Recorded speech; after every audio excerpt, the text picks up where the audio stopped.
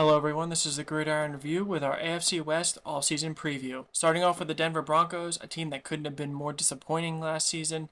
They're losing a couple offensive linemen, including Dalton Risner, some defensive pieces like Draymond Jones, Jonas Griffiths, and Alex Singleton. They hired/traded for Sean Payton.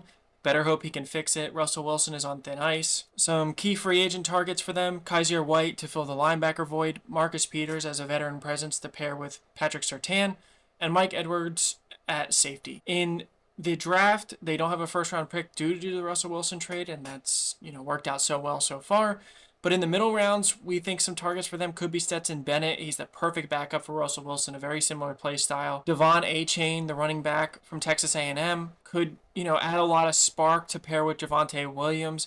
And Deonte Banks, we don't think he'll make it to them at this point due to his great combine, as he's a big riser. But keys to success: figure out the Russell Wilson situation, try not to trade Courtland Sutton, and hope that Sean Payton can right this ship and that they should be right back in the middle of it if he can. Has Josh McDaniels doomed another franchise? Since he took over the Raiders, they took a big step back. Derek Carr is now gone.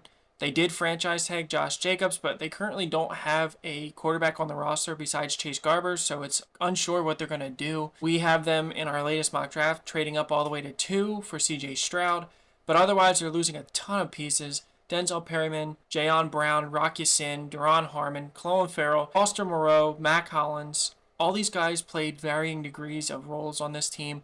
A couple of free agent targets: Jawan Taylor and Jesse Bates. The plus side for the Raiders is that they do have a lot of cap space.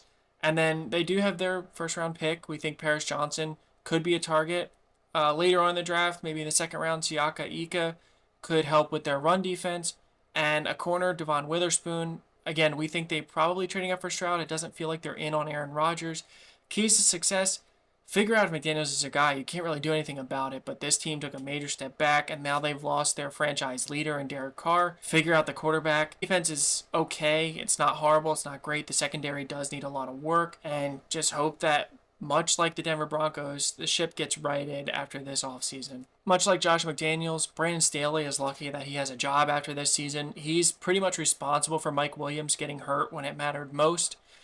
The Chargers, again, just seem to be stuck in that good, not great territory. Herbert is fine, but for whatever reason, they struggle to find weapons beyond Keenan Allen and Mike Williams. They're losing depth, including Donald Parham, DeAndre Carter, Morgan Fox. They're losing their starting linebacker, Drew Tranquill, Kyle Van Noy, Bryce Callahan, and Nazir Adderley. A couple of targets could be some speed at wide receiver: Marquise Goodwin, Paris Campbell, or Miko Hardman. Flexible defensive linemen like Carl Nassib, or a new linebacker to bring in the room like Bobby Okereke. Draft fits: the perfect one is Jalen Hyatt. He offers a ton of speed, vertical stretcher that could take the pressure off of Keenan Allen and Mike Williams underneath, as well as Josh Palmer. Jordan Addison, if he's there, for the similar reasons, although we like Hyatt a little bit more as a fit. And if they don't want to go wide receiver, Tyree Wilson could be there at edge. Keys to success: you just got to figure it out. It feels like the Chargers are so close yet so far. The offense just needs a little bit more, someone to aid Justin Herbert, and the defense should be good, but for whatever reason they weren't. They invested a lot on the defensive line, and yet the run defense was still not the best.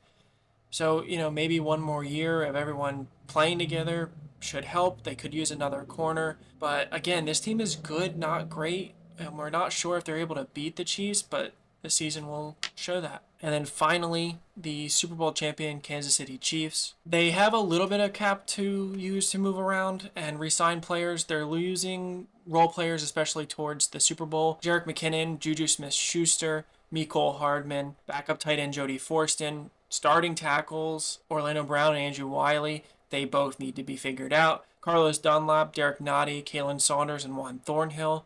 A couple of targets in free agency: Alan Lazard, or any receiver to just throw in with the great group that they have. There's something to having great receivers or good receivers, but not an alpha. It could be one player this day, one player the next.